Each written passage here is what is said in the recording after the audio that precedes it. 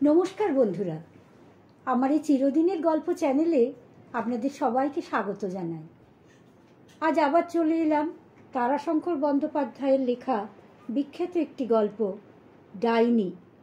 এই গল্পটি আজ আমি আপনাদের পড়ে শোনাচ্ছি। কে কবে নামকরণ করিয়াছিল সেই ইতিহাস বিস্মৃতির গর্ভে সমাহিত হইয়া গিয়াছে, কিন্তু নামটি আজও পূর্ণ গৌরবে বর্তমান।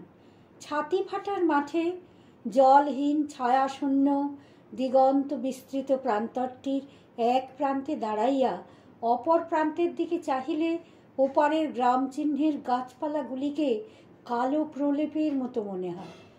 সঙ্গে সঙ্গে মানুষের মন যেন কেমন উদাস হইয়া ওঠে।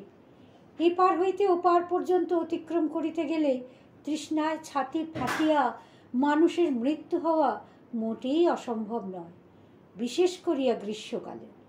তখন যেন ছাতি ফাটার মাঠ নাম গৌরবে মহামারীর সমকক্ষতা লাভ করিবার জন্য লালায়িত হইয়া ওঠে।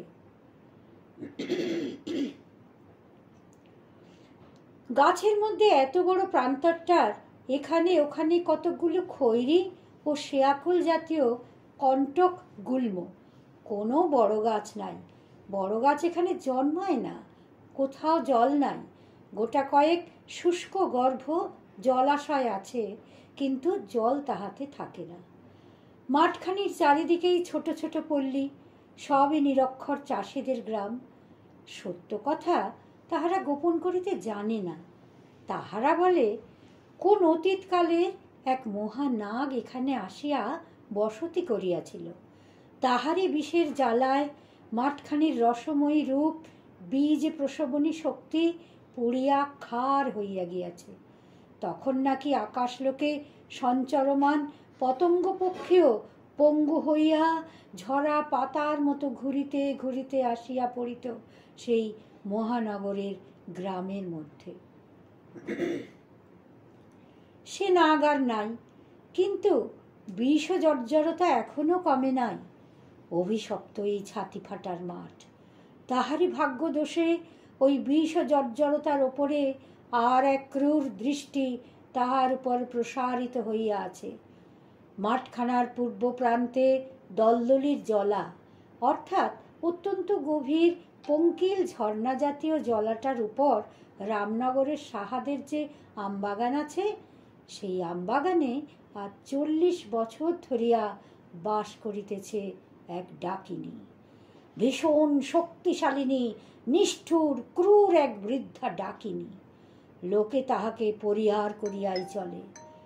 তবু 40 বৎসর ধরিয়া দূর হইতে তাহাকে দেখিয়া তাহার প্রতিটি অঙ্গের বর্ণনা তাহারা দিতে পারে। তাহার দৃষ্টি নাকি অপলক স্থির, আর সে দৃষ্টি নাকি আর 40 বৎসর ধরিয়াই নিবদ্ধ হইয়া আছে এই মাঠখানার উপর। দলদলির উপরেই আমবাগানের ছায়ার মধ্যে নিঃসঙ্গ একখানি মেটে ঘর। ঘরখানার মুখ ওই ছাতি ফাটার মাঠের দিকে। দুয়ারের সম্মুখেই লম্বা একখানি খড়ে ছাওয়া বারান্দা। সেই বারান্দায় স্তব্ধ হইয়া বসিয়া নিমেষহীন দৃষ্টিতে বৃদ্ধা চাহিয়া থাকে ওই ছাতি ফাটার মাঠের দিকে। তাহার কাজের মধ্যে সে আপন ঘর দুয়ারটি পরিষ্কার করিয়া গোবর মাটি দিয়া নিকাইয়া লয়। তাহার পর বাহির হয় ভিক্ষায়। 2-3টা বাড়িতে গিয়া দাঁড়াইলেই তাহার কাজ হইয়া যায়। লোকে ভয়ে ভয়ে ভিক্ষা বেশি পরিমাণেই দিয়া থাকে। সেরখানেক চাল হইলেই সে আর ভিক্ষা করে না, বাড়ি ফিরিয়া আসে। ফিরিবার পথে অর্ধেক চাল বিক্রি করিয়া দোকান হইতে একটু নুন, একটু সরিষার তেল আর খানিকটা কেরোসিন তেল কিনিয়া আনে। বাড়ি ফিরিয়া আর একবার বাহির হয় শুকনো গোবর ও 2-4টা শুকনো ডালপালার সন্ধানে। ইহার পর সমস্তটা দিন সে দাওয়ার উপর নিস্তব্ধ হইয়া বসিয়া থাকে। এমনি করিয়া 40 বৎসর সে একই ধারায় ওই মাঠের দিকে চাহিয়া বসিয়া আছে। বৃদ্ধার বাড়ি এখানে নয়। কোথায় যে বাড়ি সে কথাও কেহ সঠিক জানে না।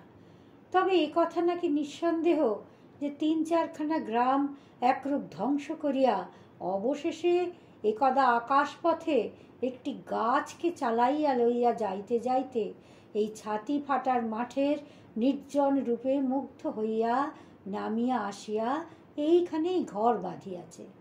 নির্জনতা উহারা ভালোবাসে, মানুষের সাক্ষাৎ উহারা চায় না। মানুষ দেখিলেই যে তাহার অনিষ্ট স্পৃহা জাগিয়া ওঠে। ওই সর্বনাশী লোলুপ শক্তিটা সাপের মতো লকলকে জীব বাহির করিয়া ফনা তুলিয়া নাচিয়া ওঠে। না হইলে সেও তো মানুষ। আপনার দৃষ্টি দেখিয়া সে আপনেই শিহরিয়া ওঠে। বহুকালের পুরনো একখানি আয়না, সেই আয়নায় আপনার চোখের প্রতিবিম্ব দেখিয়া তাহার নিজের ভয় হয়। ক্ষুদ্রায়তন চোখের মধ্যে পিঙ্গল 2টি তারা, দৃষ্টিতে ছুরির মতো একটা ঝকঝকে ধার, জরা কুঞ্চিত মুখ, সনের মতো সাদা চুল, দন্তহীন মুখ। আপন প্রতিবিম্ব দেখিতে দেখিতে ঠোঁট 2টি তাহার থরথর করিয়া কাঁপিয়া উঠিল। সে আয়নাখানি নামাইয়া রাখিয়া দিল। আয়নাখানার চারিদিকে কাঠের ঘেরটা একেবারে কালো হইয়া গিয়াছে, অথচ নূতন অবস্থায় কি সুন্দর লালচে রং, আর কি পালিশই না ছিল। আর আয়নার কাঁচখানা ছিল রোদ চকচকে পুকুরের জলের মতো। কাঁচখানার ভিতর একখানা মুখ কি পরিষ্কারই না দেখাইত। ছোট কপালখানিকে ঘিরিয়া একরাশ চুল, ঘন কালো নয়, একটু লালচে আভা ছিল চুলে। কপালের নিচেই টিকলো নাক, চোখ 2টি ছোটই ছিল। চোখের তারা 2টিও খয়রা রঙেরই ছিল। লোকেও সে চোখ দেখিয়া ভয় করিত, কিন্তু তাহার বড় ভালো লাগিত। ছোট ছোট চোখ 2টা আরও ছোট করিয়া তাকাইলে মনে হইত আকাশের কোল পর্যন্ত এ চোখ দিয়া দেখা যায়। অকস্মাৎ সে শিহরিয়া উঠিল। নয়ন দিয়া চেরা, ছুরির মতো চোখে, বিজলির মতো এই দৃষ্টিতে যাহাকে তাহার ভালো লাগে, তাহার আর রক্ষা থাকে না। কোথা দিয়া যে কি হইয়া যায়, কেমন করিয়া যে কি হইয়া যায়, সে বুঝিতে পারে না, তবে হইয়া যায়। প্রথম দিনের কথা তাহার মনে পড়িয়া যায়। বুড়ো শিবতলার সম্মুখেই দুর্গাসায়ের বাঁধা ঘাটের ভাঙা রানার উপর সে দাঁড়াইয়াছিল। জলের তলে তাহার ছবি উল্টা দিকে মাথা করিয়া দাঁড়াইয়া জলের ঢেউয়ে আঁকিয়া বাঁকিয়া লম্বা হইয়া যাইতেছিল। জল স্থির হইলে লম্বা ছবিটি ও বিকল তাহার মতো 10-11 বৎসরের মেয়েটি হইয়া তাহিরের দিকে চাহিয়া হাসিতেছিল। হঠাৎ বামুন বাড়ির হারু সরকার আসিয়া তাহার চুলের মুঠি ধরিয়া টানিয়া শান বাঁধানো সিঁড়ির ওপর তাহাকে আছাড় দিয়া ফেলিয়া দিয়াছিল। তাহার সে রূঢ় কণ্ঠস্বর সে এখনো শুনিতে পায়। হারামজাদি ডাইনি, তুই আমার ছেলেকে নজর দিয়েছিস? তোর এত বড় বার, খুন করে ফেলবো হারামজাদিকে। হারু সরকারের সে ভয়ঙ্কর মূর্তি যেন স্পষ্ট চোখের উপরে ভাসিতেছে। সে ভয়ে বিহ্বল হইয়া চিৎকার করিয়া কাঁদিয়াছিল। ওগো বাবুগো, তোমার 2টি পায়ে পড়ি গো। আম দিয়ে মুড়ি খেতে দেখে যদি তোর এতই লোভ হয়েছিল, তবে সে কথা তুই বললি না কেন হারামজাদি? হ্যাঁ, লোভ তো তাহার হইয়াছিল, সত্যই হইয়াছিল। মুখের ভিতরটা জলে ভরিয়া পরিপূর্ণ হইয়াছিল। হারামজাদি, আমার ছেলে যে পেট বেদনায় ছটফট করছে। সে আজও অবাক হইয়া যায়। কেমন করিয়া এমন হইয়াছিল, কেমন করিয়া এমন হয়? কিন্তু এই যে সত্য, তাহাতে তো আর সন্দেহ নাই। তাহা স্পষ্ট মনে পড়িতেছে। সে হারু সরকারের বাড়ি গিয়া অঝোর ঝরে কাঁদিয়াছিল, আর বারবার মনে মনে বলিয়াছিল, হে ঠাকুর, ভালো করে দাও, ওকে ভালো করে দাও। কতবার সে মনে মনে বলিয়াছিল, দৃষ্টি আমার ফিরাইয়া লইতেছে, এই লইলাম। আশ্চর্যের কথা, কিছুক্ষণ পরে বারদুই বমি করিয়া ছেলেটি সুস্থ হইয়া ঘুমাইয়া পড়িয়াছিল। সরকার বলিয়াছিল, ওগো, ওকে একটা আম আর 2টি মুড়ি দাও দেখি। সরকার গিন্নি একটা ঝাঁটা তুলিয়াছিল, বলিয়াছিল, ছাই দেব হরামজাদির মুখে। মা বাপ মরা অনাথা মেয়ে বলে একটু দয়া করি। সেদিন হরামজাদি আসে, সেদিনই আমি ওকে খেতে দিই। আর ও কিনা আমার ছেলেকে নজর দেয়, আবার দাঁড়িয়ে দাঁড়িয়ে শুনছে। দেখো, ওই চোখের দৃষ্টি দেখে বরাবরই আমার সন্দেহ ছিল। কখনই আমি ওর সাক্ষাতে ছেলেপুলেকে খেতে দিইনি। আজ আমি খোকাকে খেতে দিয়ে যেই ঘাটে গেছি, কখন দেখি এসে সামনে দাঁড়িয়েছে। সে কি দৃষ্টি ওর! লজ্জায় ভয়ে সে পালাইয়া গিয়াছিল। সেদিন রাত্রে সে গ্রামের মধ্যে কাহারও বাড়ির দাওয়ায় শুইতে পারে নাই। শুইয়াছিল গ্রামের প্রান্তে ওই বুড়ো শিবতলায়। অঝোর ঝড়ে সেদিন সমস্ত রাত্রি কাঁদিয়াছিল আর বলিয়াছিল, হে ঠাকুর, আমার দৃষ্টি ভালো করে দাও, না হয় আমাকে কানা করে দাও। গভীর একটা দীর্ঘ নিঃশ্বাস মাটির মূর্তির মতো নিষ্পন্দ বৃদ্ধার অবয়বের মধ্যে এতক্ষণে ক্ষীণ একটি চাঞ্চল্যের সঞ্চার করিল। ঠোঁট দুইটি থরথর করিয়া কাঁপিতে লাগিল। পূর্বজন্মের পাপের যে খণ্ডন নাই, দেবতার দোষই বাকি আর সাধ্যই বাকি। বেশ মনে আছে, গৃহস্থের বাড়িতে সে আর ঢুকিবে না ঠিক করিয়াছিল। বাড়ির দুয়ার হইতেই সে ভিক্ষা চাহিত, গলা দিয়া যেন বাহির হইতে চাইত না।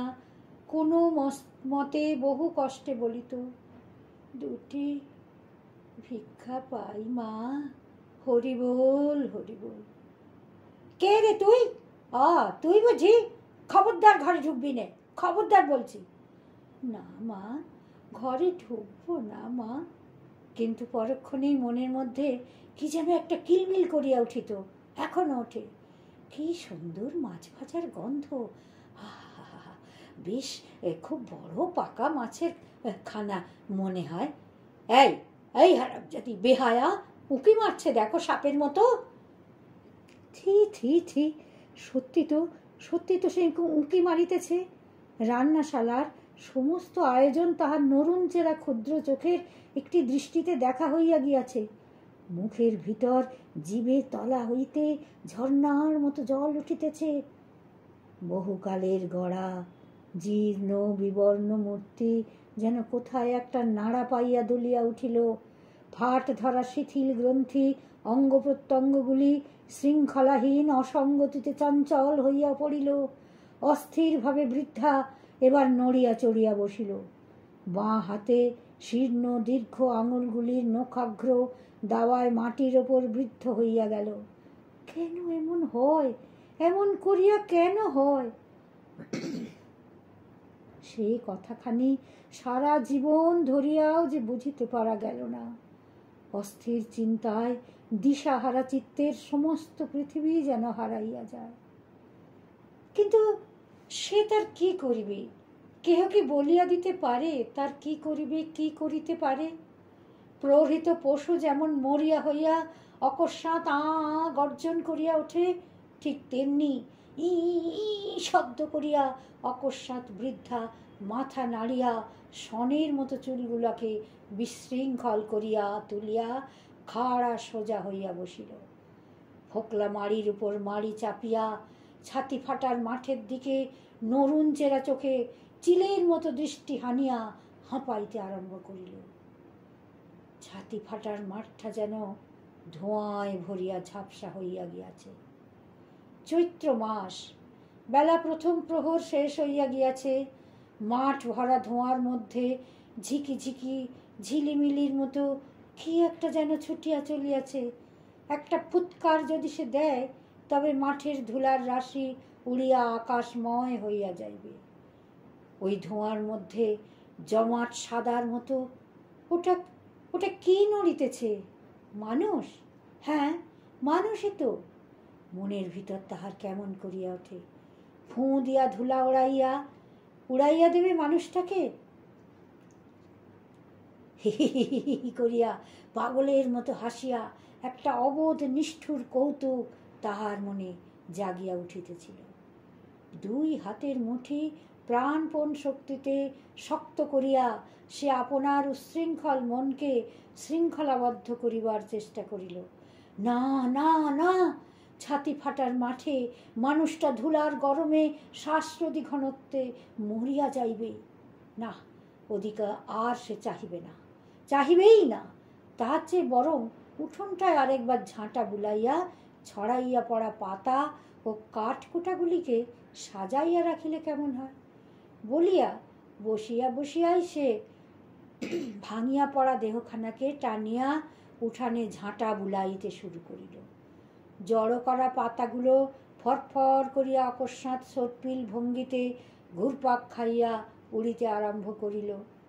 ঝাঁটার মুখে টানিয়া আনা ধুলার রাশি তাহার সহিত মিশিয়া বুড়িকেই যেন জড়াইয়া ধরিতেছিল। মুখে চোখে ধুলা মাখাইয়া তাহাকে বিব্রত করিয়া তুলিল। দ্রুত আবর্তিত পাতাগুলো তাহাকে যেন সর্বাঙ্গে প্রহার করিতেছে। জরাগ্রস্ত রোমহীন আহতা মাজ্জারির মতো ক্রুদ্ধ মুখভঙ্গি করিয়া বৃদ্ধা আপনার হাতে ঝাঁটা গাছটা আস্ফালন করিয়া বলিয়া উঠিল, বেরো বেরো বেরো। বারবার সে ঝাঁটা দিয়া বাতাসের ওই আবর্তটাকে আঘাত করিতে চেষ্টা করিল। আবর্তটা মাঠের উপর দিয়া ঘুরপাক দিতে দিতে ছুটিয়া গেল। মাঠের ধুলা হু হু করিয়া উড়িয়া ধুলার একটা ঘুরন্ত স্তম্ভ হইয়া উঠিতেছে। শুধু কি একটা, এখানে ওখানে ছোট বড় কত ঘূর্ণা পাক উঠিয়া পড়িয়াছে। মাঠটা যেন নাচিতেছে, একটা যেন হাজারটা হইয়া উঠিয়াছে। একটা অদ্ভুত আনন্দে বৃদ্ধার মন শিশুর মতো অধীর হইয়া উঠিল। সহসা সে নুব্জ দেহে উঠিয়া দাঁড়াইয়া ঝাঁটা শুদ্ধ হাতটা প্রসারিত করিয়া সাধ্যমতো গতিতে ঘুরিতে আরম্ভ করিল। কিছুক্ষণের মধ্যেই সে টলিতে টলিতে বসিয়া পড়িল। পৃথিবীর এক মাথা উঁচু হইয়া তাহাকে যেন গড়াইয়া কোন অতলের দিকে ফেলিয়া দিতে চাহিতেছে। উঠিয়া দাঁড়াইবার শক্তিও তাহার ছিল না। ছোট শিশুর মতো হামাগুড়ি দিয়া সে দাওয়ার দিকে অগ্রসর হইল। দারুণ তৃষ্ণায় গলা পর্যন্ত শুকাইয়া গিয়াছে। কে রইছ গো ঘরে? ওগো! জলে পচা নরম মরা ডালের মতো বৃদ্ধা বাঁকিয়া চুরিয়া দাওয়ার একধারে পড়িয়াছিল। মানুষের কণ্ঠস্বর শুনিয়া কোনো মতে মাথা তুলিয়া সে বলিল, কে? ধূলি ধূসর দেহে শুষ্ক পাণ্ডুর মুখ একটি যুবতী মেয়ে, বুকের ভেতর কোনো একটা বস্তু কাপড়ের আবরণে ঢাকিয়া বহু কষ্টে আঁকড়াইয়া ধরিয়া আছে। মেয়েটি বোধহয় ছাতি ফাটার মাঠ পার হইয়া আসিল। কণ্ঠস্বর অনুমান করিয়া বৃদ্ধাকে দেখিয়া মেয়েটি সভয়ে শিহরিয়া উঠিল। এক পা করিয়া পিছু হাঁটিতে হাঁটিতে বলিল, একটুকুন জল। মাটির ওপর হাতের ভর দিয়া বৃদ্ধা এবার অতি কষ্টে উঠিয়া বসিল।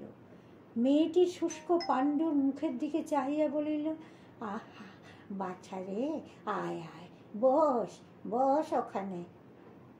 সভয়ে সন্তর্পণে দাওয়ার এক পাশে বসিয়া মেয়েটি বলিল, একটুকুন জল দাও না গো। মমতায় বৃদ্ধার মন গলিয়া গেল।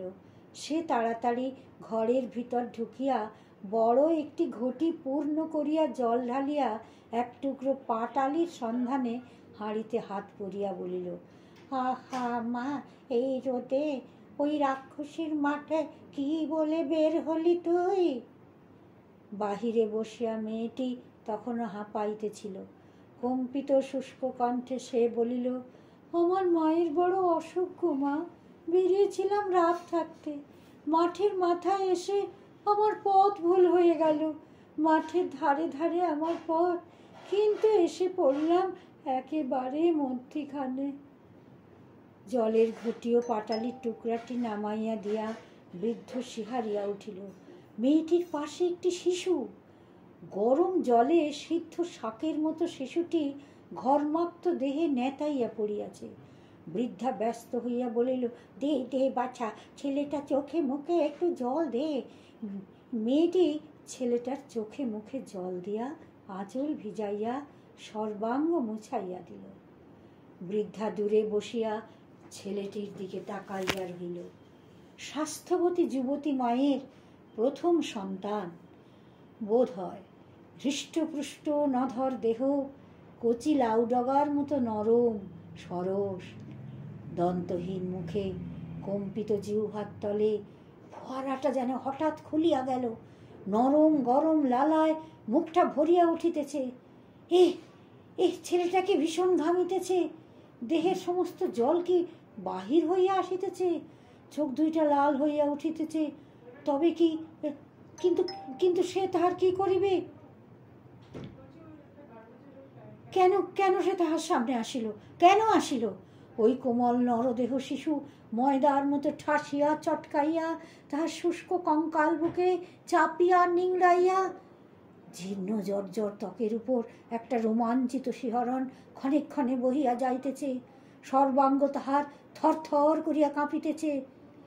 এই ঘামে ছেলেটার দেহের সমস্ত রস নিংড়াইয়া বাহির হইয়া আসিতেছে। মুখের লালার মধ্যে স্পষ্ট তাহার রসাস্বাদ। যা নিতান্ত অসহায়ের মতো আর্তস্বরে সে বলিয়া উঠিল, খেয়ে ফেললাম, ছেলেটারে খেয়ে ফেললাম রে। পালা পালা, তুই তুই ছেলে নিয়ে পালা বলছি, পালা। শিশুটির মা ওই যুবতী মেয়েটির দুই হাতে ঘটি তুলিয়া ঢক ঢক করিয়া জল খাইতেছিল। তাহার হাত ধরিয়া ঘটিটি খসে পড়িয়া গেল। সে আতঙ্কিত বিবর্ণ মুখে বৃদ্ধার বিস্ফারিত দৃষ্টি ক্ষুদ্র চোখের দিকে চাহিয়া বলিয়া উঠিল, এটা এটা এটা কি তবে রামনগর? তুমি সেই? সে ডুকরিয়া কাঁদিয়া উঠিয়া ছেলেটিকে ছোঁ মারিয়া কুড়াইয়া লইয়া যেন পক্ষিণীর মতো ছুটিয়া পালাইয়া গেল। কিন্তু সে কি করিবে? আপনার বুকখানিকে তাহার নিজের জীর্ণ আঙুলের নখ দিয়া চিরিয়া ওই লোভটাকে বাহির করিয়া দিতে ইচ্ছা করে।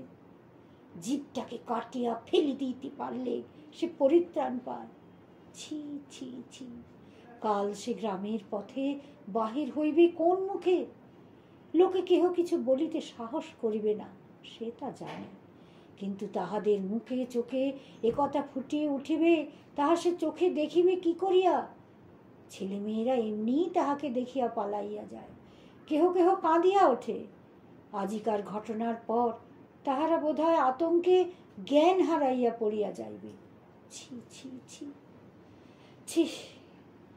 এই লজ্জায় একদা সে গভীর রাত্রে আপনার গ্রাম ছাড়িয়া পলাইয়াছিল। সেদিনের কথা স্পষ্ট মনে আছে। তখন সে তো অনেকটা ডাগর হইয়াছে। তাহারই বয়সী, তাহাদেরই সজাতিয়া সাবিত্রীর পূর্বদিন রাত্রে খোকা হইয়াছে। সকালেই সে দেখিতে গিয়াছিল। সাবিত্রী তখন ছেলেটিকে লইয়া বাহিরে রৌদ্রে আসিয়া বসিয়া গায়ে রোদ লইতেছে।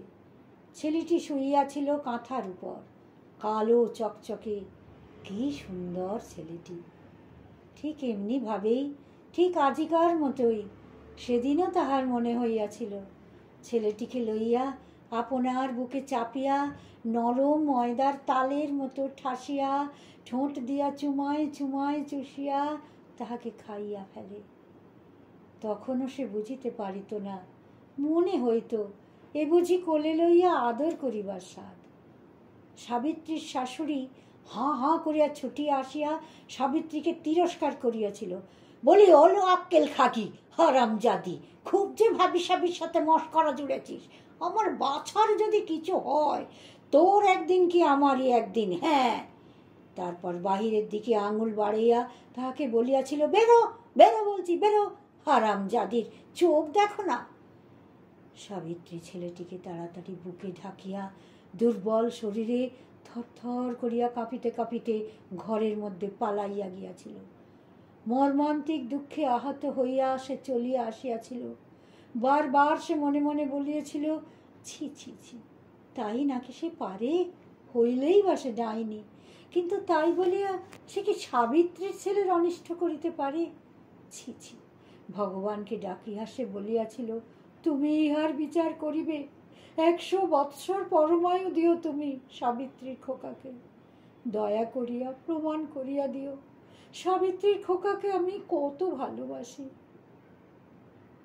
কিন্তু অপরাহ্ন বেলা হইতে না হইতেই তাহার অত্যুগ্র বিষময়ী দৃষ্টি ক্ষুধার কলঙ্ক অতি নিষ্ঠুরভাবে সত্য বলিয়া প্রমাণিত হইয়াছিল। সাবিত্রীর ছেলেটি নাকি ধনুকের মতো বাঁকিয়া গিয়াছে, আর এমনভাবে কাতরাইতেছে যে ঠিক যেন কেহ তাহার রক্ত চুষিয়া লইতেছে। লজ্জায় সে পালাইয়া গিয়া গ্রামের শ্মশানের জঙ্গলের মধ্যে সন্তর্পণে আত্মগোপন করিয়া বসিয়াছিল। বার বার মুখের থুতু মাটিতে ফেলিয়া দেখিতে চাহিয়াছিল কোথায় রক্ত, গলায় আঙুল দিয়া বমি করিয়াও দেখিতে চাহিয়াছিল, বুঝিতে চাহিয়াছিল। প্রথম বার দুয়েক বুঝিতে পারি নাই, কিন্তু তাহার পরই কুটি কুটি রক্তের ছিটা, শেষকালে একেবারে খানিকটা তাজা রক্ত উঠিয়া আসিয়াছিল। সেই দিনই সে নিঃসন্দেহে বুঝিতে পারিয়াছে আপনার অপার নিষ্ঠুর শক্তির কথা। গভীর রাত্রে, সেদিন বোধহয় চতুর্দশী ছিল, হ্যাঁ চতুর্দশী তো, বাকুলের তারাদেবী তলায় পূজার ঢাক বাজিতেছিল। জাগ্রত মা তারাদেবী, পূর্ণিমার আগের প্রতি চতুর্দশীতে মায়ের পূজা হয়, বলিদান হয়, কিন্তু মা তারাও তাহাকে দয়া করেন নাই। কতবার সে মানত করিয়াছে, মা আমাকে ডাইনি হইতে মানুষ করিয়া দাও, আমি তোমাকে বুক চিরিয়া রক্ত দেব, কিন্তু মা মুখ তুলিয়া চাহেন নাই। একটা দীর্ঘ নিঃশ্বাস ফেলিয়া বৃদ্ধার মন দুঃখে হতাশায় উদাস হইয়া গেল। মনের সকল কথা ছিন্ন সূত্র ঘুড়ির মতো শিথিলভাবে দোল খাইতে খাইতে ভাসিয়া কোন নিরুদ্দেশ লোকে হারাইয়া যাইতেছে। ক্ষুদ্র ক্ষুদ্র চোখের পিঙ্গল তারায় অর্থহীন দৃষ্টি জাগিয়া উঠিল। সে সেই দৃষ্টি মেলিয়া ছাতি ফাটার মাঠের দিকে চাহিয়া বসিয়া রহিল। ছাতি ফাটার মাঠ ধুলায় ধূসর, বাতাস স্তব্ধ, ধুলায় ধূসর গাঢ় নিস্তরঙ্গ আস্তরণের মধ্যে সমস্ত যেন বিলুপ্ত হইয়া গিয়াছে।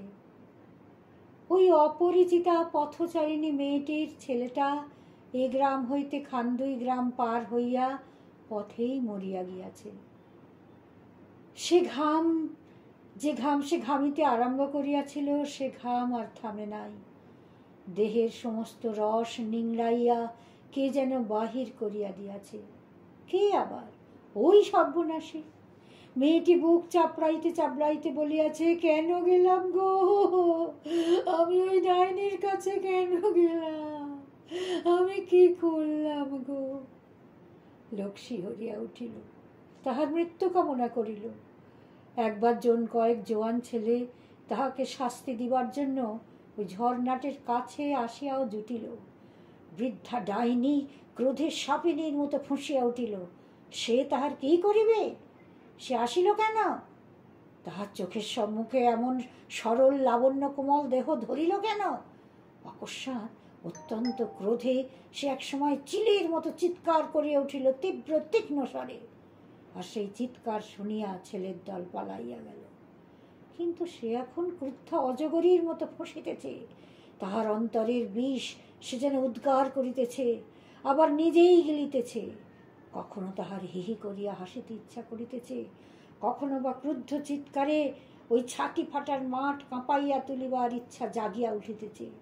কখনো বা ইচ্ছা হইতেছে বুক চাপড়াইয়া মাথার চুল ছিঁড়িয়া পৃথিবী ফাটাইয়া হা হা করিয়া কাঁদে। ক্ষুধাবোধ আজ বিলুপ্ত হইয়া গিয়াছে, রান্না বান্নারও আজ দরকার নাই। সে যে আজ আস্ত একটা শিশুদেহের রস অদৃশ্য শোষণে পান করিয়াছে। ঝিরঝির করিয়া বাতাস বহিতেছিল। শুক্লা নবমীর চাঁদের জ্যোৎস্নায় ছাতি ফাটার মাঠ একখানা সাদা ফরাসের মতো পড়িয়া আছে। কোথায় একটা পাখি অশ্রান্তভাবে ডাকিয়া চলিয়াছে, চোখ গেল, চোখ গেল। আম গাছগুলির মধ্যে ঝিঝি পোকা ডাকিতেছে। ঘরের পিছনের ঝর্ণার ধারে দুইটা লোক যেন মৃদুগুঞ্জনে কথা কহিতেছে। আবার সেই ছেলেগুলা তাহার কোনো অনিষ্ট করিতে আসিয়াছে নাকি? অতি সন্তর্পিত মৃদু পদক্ষেপে বৃদ্ধা ঘরের কোণে আসিয়া উঁকি মারিয়া দেখিল, না, তাহারা নয়, এ বাউরিদের সেই স্বামী পরিত্যক্তা উচ্ছলা মেয়েটা আর তাহারই প্রণয়মুগ্ধ বাউরি ছেলেটা। মেয়েটা বলিতেছে, না না, কে আবার আসবে এক্ষুনি, আমি ঘর যাব। ছেলেটি বলিল, হ্যাঁ, এখানে আসছেন ওকে, দিনেই কেউ আসে না, তার আবার রাতে। তা হোক, তোর বাবা যখন আমার সাথে তোর সাঙা দেবে না, তখন তোর সাথে এখানে কেন থাকবো আমি? ছি ছি ছি ছি ছি, কি লজ্জা গো, কোথায় যাইবে সে? তাই যদি গোপনে দুইজনে দেখা করিতে আসিয়াছে, তবে মরিতে ওখানে কেন, তাহারই বাড়িতে আসিল না কেন? তার মতো বৃদ্ধাকে আবার লজ্জা কি? কি বলিতেছে ছেলেটা? বাবা মা বিয়ে না দেয়, চল তোতে আমাতে মিলে ভিন গায়ে গিয়ে ঘর বসত পাতব, তোকে নইলে আমি বাঁচব না। মরণ, ছেলেটির কি পছন্দ! ওই কুপোর মতো মেয়েটাকে উহার এত ভালো লাগিল। তাহার মনে পড়িয়া গেল, তাহাদের গ্রাম হইতে 10 ক্রোশ দূরের বোলপুর শহরের পানওয়ালার দোকানে সেই বড় আয়নাটার মধ্যে লম্বা ছিপছিপে 14-15 বছরের একটি মেয়ের ছবি। এক মাথা রুক্ষ চুল, ছোট কপাল, টিকলো নাক, পাতলা ঠোঁট, চোখ দুটো ছোট, তারা দুটি খয়েরা রঙের, কিন্তু সে চোখের বাহার ছিল বই কি। আয়নার দিকে তাকাইয়া সে নিজেই নিজের ছবি দেখিতেছিল। তখন আয়না তো তাহার ছিল না, আয়নাতে আপনার ছবি সে কোনোদিন দেখে নাই। আরে, তুই আবার কে রে, কোথা থেকে এলি? লম্বা চওড়া এক জোয়ান পুরুষ তাহাকে প্রশ্ন করিয়াছিল।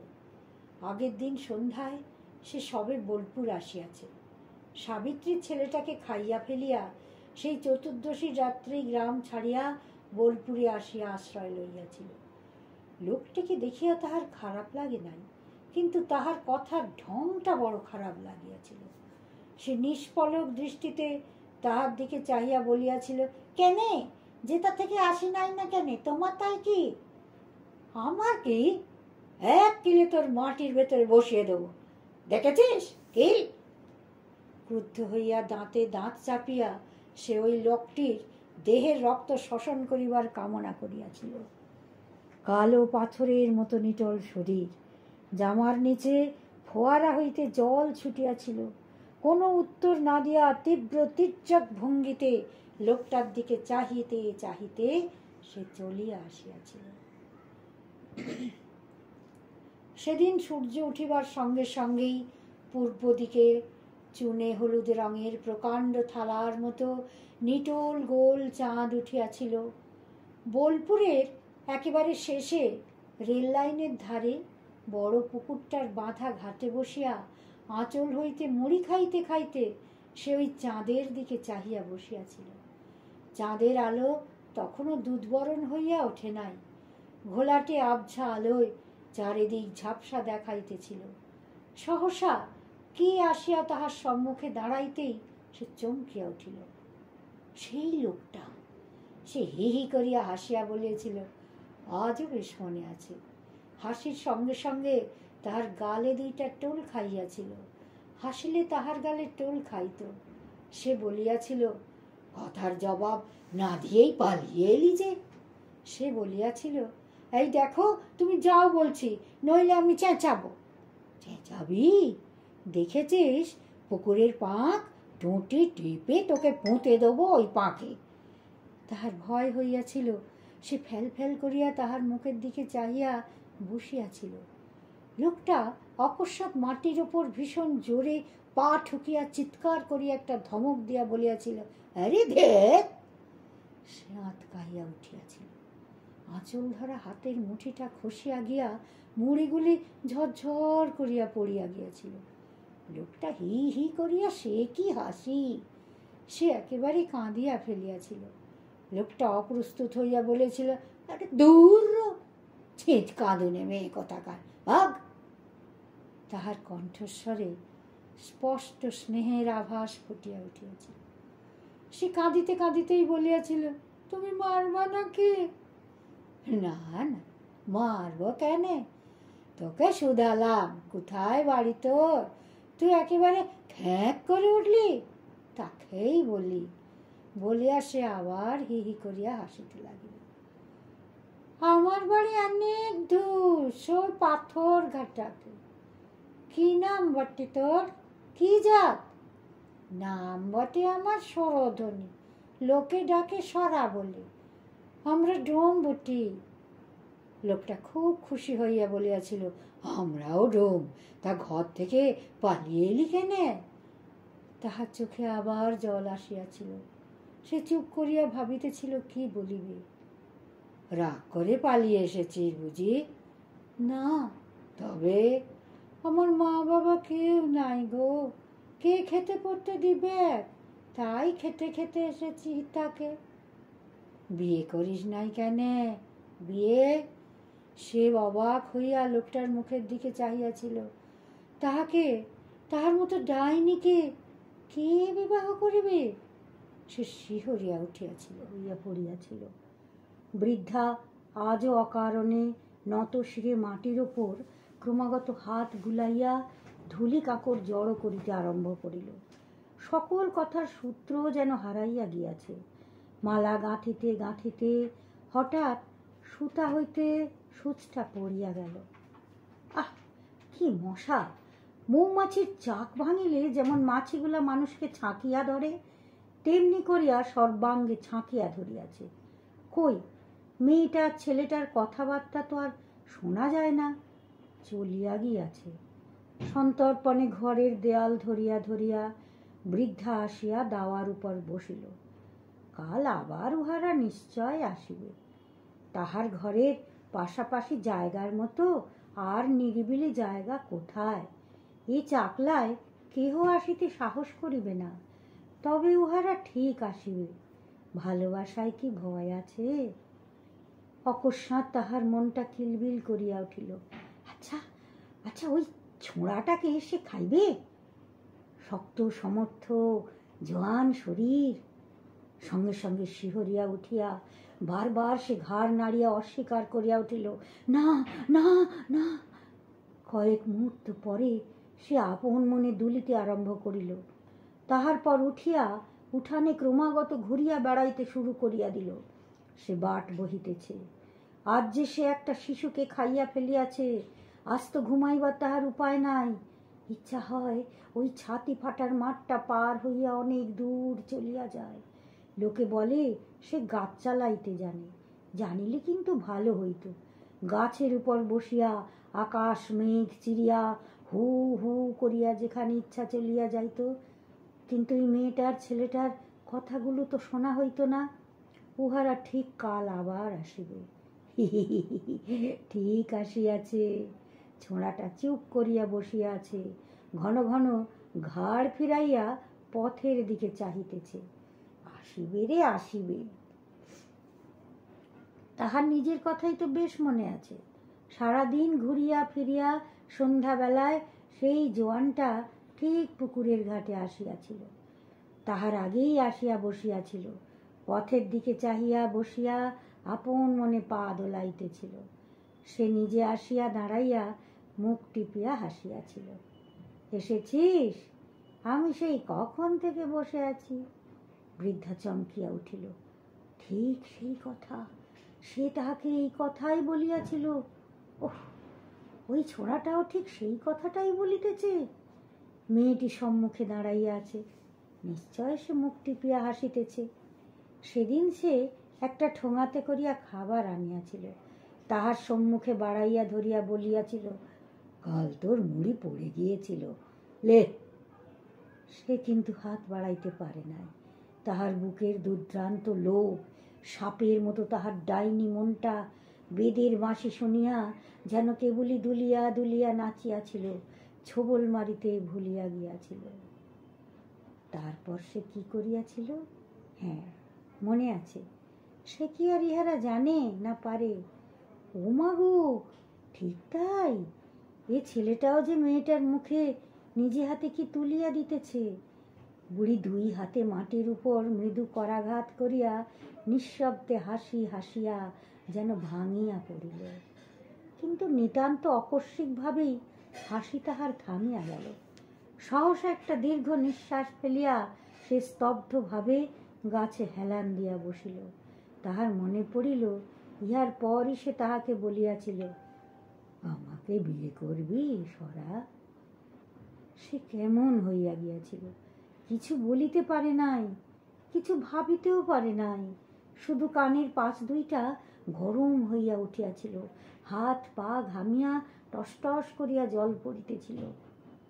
সে বলিয়াছিল, এই দেখ, আমি কলে কাজ করি, রোজগার করি এনে, তা যাতে পতিত বলে আমাকে বিয়ে দেয় না কেউ। তুই আমাকে বিয়ে করবি? ঝর্ণার ধারে প্রণয় যুবকটি বলিল, এই গায়ে সবাই হাঁ হাঁ করবে, আমার জাত গোষ্ঠীতেও করবে, তোর জাত গোষ্ঠীতেও করবে। তার চেয়ে চল আমরা পালিয়ে যাই, সেইখানে দুজনায় সাঙা করে বেশ থাকবো। মৃদুস্বরে কথা, কিন্তু এই নিস্তব্ধ স্থানটির মধ্যে কথাগুলি যেন স্পষ্ট হইয়া ভাসিয়া আসিতেছে। বুড়ি একটা দীর্ঘ নিঃশ্বাস ফেলিল। তাহারাও পৃথিবীর লোকের সঙ্গে সম্বন্ধ ছাড়িয়া বিবাহ করিয়া সংসার পাতিয়াছিল। মাড়োয়ারি বাবুর কলের ধারেই একখানি ঘর তৈয়ারি করিয়া তাহারা বাসা বাঁধিয়াছিল।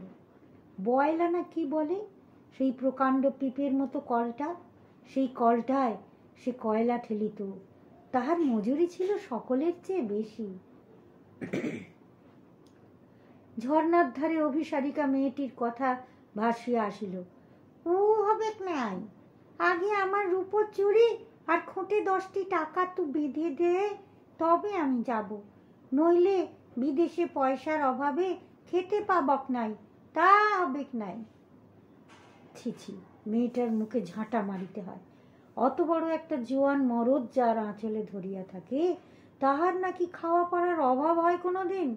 মরণ তোমার, রূপোর চুড়ি কি একদিন সোনার শাঁখা বাঁধা উঠবে তোমার হাতে? ছি! ছেলেটি কথার কোনো জবাব দিল না। মেয়েটি আবার বলিল, কি রাগ করিস নাই কেনে? কি বলছিস বল, আমি আর দাঁড়াতে লাগবক নাই কিন্তু। ছেলেটি একটি দীর্ঘ নিঃশ্বাস ফেলিয়া বলিল, কি বলবো বল, টাকা থাকলে আমি তোকে দিতাম, রূপোর চুড়িও দিতাম, বলতে হতো না তোকে। মেয়েটি বেশ হেলিয়া দুলিয়া রঙ্গ করিয়াই বলিল, তবে আমি চললাম। যা, আর যেন ডাকিস না। বেশ। অল্প একটু দূর যাইতেই সাদা কাপড় পরা মেয়েটি ফুটফুটে চাঁদনির মধ্যে যেন মিশিয়া গেল। ছেলেটা চুপ করিয়া ঝর্ণার ধারে বসিয়া রহিল। আহা, ছেলেটার যেমন কপাল! শেষ পর্যন্ত ছেলেটা যে কি করিবে কে জানে। হয়তো বৈরাগী হইয়া চলিয়া যাইবে, নয়তো গলায় দড়ি দিয়াই বসিবে। বৃদ্ধা শিহরিয়া উঠিল। ইহার চেয়ে তাহার রূপোর চুড়ি কয়গাছা দিলে হয় না? আর টাকা 10টা টাকা সে দিতে পারিবে না, মোটে তো তাহার 1 কোটি টাকা আছে, তাহার মধ্যে হইতে 2টা টাকা, না হয় 5টাই সে দিতে পারে, তাহাতে কি হইবে? মেয়েটা আর বোধ হয় আপত্তি করিবে না। আহা, জোয়ান বয়স, সুখের সময়, শখের সময়। আহা, ছেলেটি ডাকিয়া রূপার চুড়িটা সে দিবে, আর উহার সঙ্গে নাতি ঠাকুমার সম্বন্ধ পাতাইবে। গোটা কতক চোখা চোখা ঠাট্টা সে যা করিবে! মাটিতে হাতের ভর দিয়া কুঁজির মতো সে ছেলেটির কাছে আসিয়া দাঁড়াইল। ছেলেটা যেন ধ্যানে বসিয়াছে, লোকজন আসিলেও খেয়াল নাই। হাসিয়া সে ডাকিল, বলি ও হে লাগর শুনছ? দন্তহীন মুখের অস্পষ্ট কথার সাড়ায় ছেলেটি চমকিয়া মুখ ফিরাইয়া আতঙ্কে চিৎকার করিয়া উঠিল। পর মুহূর্তেই লাফ দিয়া উঠিয়া সে প্রাণপণে ছুটিতে আরম্ভ করিল। মুহূর্তে বৃদ্ধারও একটা অভাবনীয় পরিবর্তন হইয়া গেল। ক্রুদ্ধ মার্জারির মতো ফুলিয়া উঠিয়া সে বলিয়া উঠিল, মর মর, তুই মর। সঙ্গে সঙ্গে ইচ্ছা হইল ক্রূর শোষণে তাহার রক্ত মাংস মেদ মজ্জা সব নিঃশেষে শুষিয়া খাইয়া ফেলে। ছেলেটা একটা আর্তনাদ করিয়া বসিয়া পড়িল। পর মুহূর্তেই আবার উঠিয়া খোঁড়াইতে খোঁড়াইতে পালাইয়া গেল। পরদিন দ্বীপ্রহরের পূর্বেই গ্রামখানা বিস্ময়ে শঙ্কায় স্তম্ভিত হইয়া গেল। সর্বনাশী ডাইনি বাউরিদের একটা ছেলেকে বান মারিয়াছে। ছেলেটা সন্ধ্যায় গিয়াছিল ওই ঝর্ণার ধারে। মানুষের দেহ রস লোলুপা রাক্ষসী গন্ধে আকৃষ্টা বাঘিনীর মতো নিঃশব্দ পদসঞ্চারে আসিয়া সম্মুখে দাঁড়াইয়াছিল। জানিতে পারিয়া ভয়ে ছেলেটি ছুটিয়া পালাইবার চেষ্টা করিয়াছিল, কিন্তু রাক্ষসী তাহাকে বান মারিয়া ফেলিয়া দিয়াছে। অতি তীক্ষ্ণ একখানা হাড়ের টুকরা সে মন্ত্রপুত করিয়া নিক্ষেপ করিতেই সেটা আসিয়া তাহার পায়ে গভীর হইয়া বসিয়া গিয়াছে। টানিয়া বাহির করিয়া ফেলিতেই সে কি রক্তপাত, তাহার পরই প্রবল জ্বর। আর কে যেন তাহার মাথা ও পায়ে চাপ দিয়া তাহার দেহখানি ধনুকের মতো বাঁকাইয়া দিয়া দেহের রস নিংড়াইয়া লইতেছে। কিন্তু সে তাহার কি করিবে? কেন সে পালাইতে গেল? পালাইয়া যাইবে, তাহার সম্মুখ হইতে পালাইয়া যাইবে?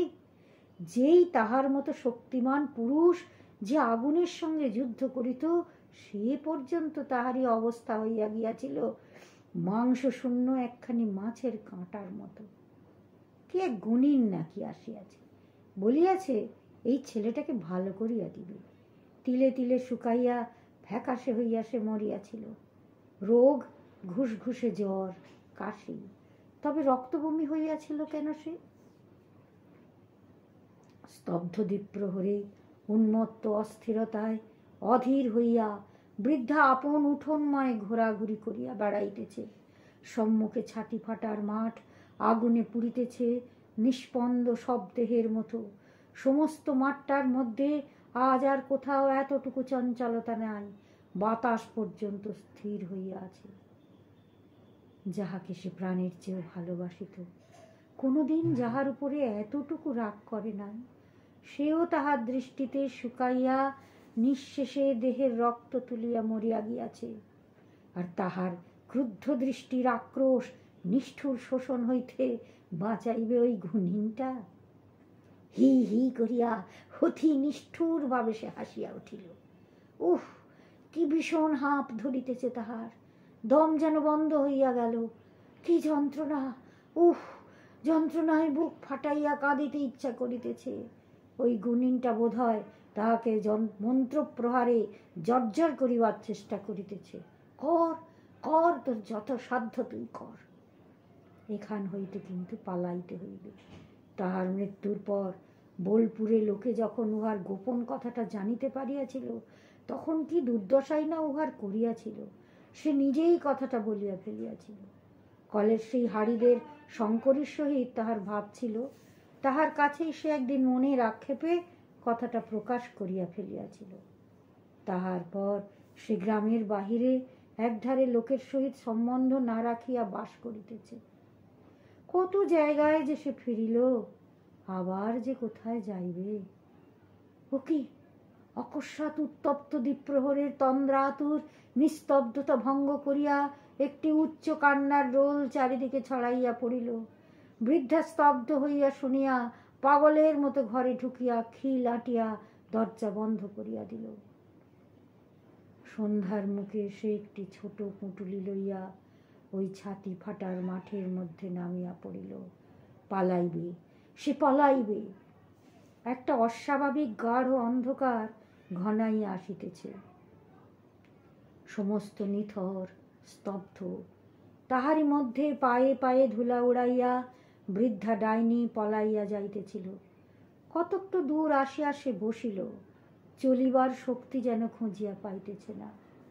অকস্মাৎ আজ বহুকাল পরে তাহার নিজেরই শোষণে মৃত স্বামীর জন্য বুক ফাটাইয়া সে কাঁদিয়া উঠিল।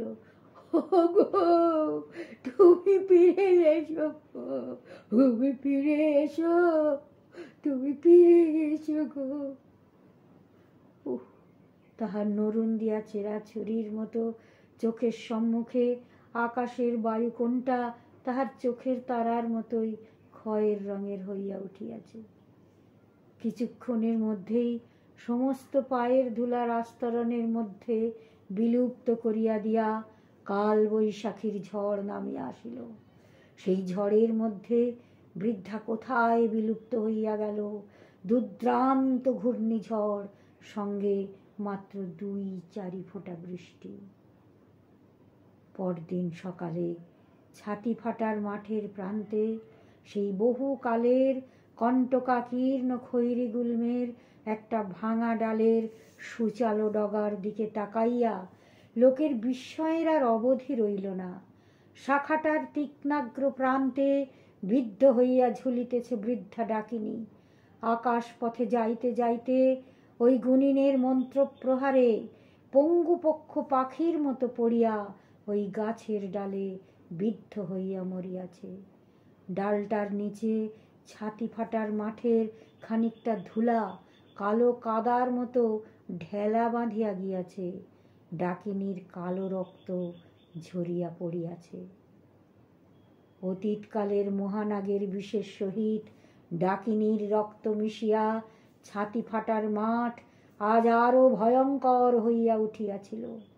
চারিদিকের দিক চক্ররেখার চিহ্ন নাই। মাটি হইতে আকাশ পর্যন্ত একটা ধূম্রাচ্ছন্ন ধূসরতা। সেই ধূসর শূন্য লোকে কালো কতকগুলি সঞ্চরমান বিন্দু ক্রমশ আকাশে বড় হইয়া নামিয়া আসিতেছে শকুনির পাল। নমস্কার বন্ধুরা, আমার গল্প পাঠ শেষ হলো। যদি আপনাদের গল্পটি শুনে ভালো লাগে তাহলে দয়া করে আমার এই চ্যানেলটিকে সাবস্ক্রাইব করে দেবেন। আর যদি আরও বন্ধুদের শোনাতে চান তাহলে দয়া করে গল্পটি শেয়ার করে দেবেন। আরও একটা কথা ভাই, যদি আপনাদের কোনো অনুরোধ থাকে বিশেষ কোনো গল্প পড়ার জন্য তাহলে অনায়াসে আমাকে কমেন্ট করে জানাবেন। আমি আপনাদের সেই গল্পটি সাধ্যমতো ভালোভাবে পড়ে শোনাবার চেষ্টা করব। ধন্যবাদ।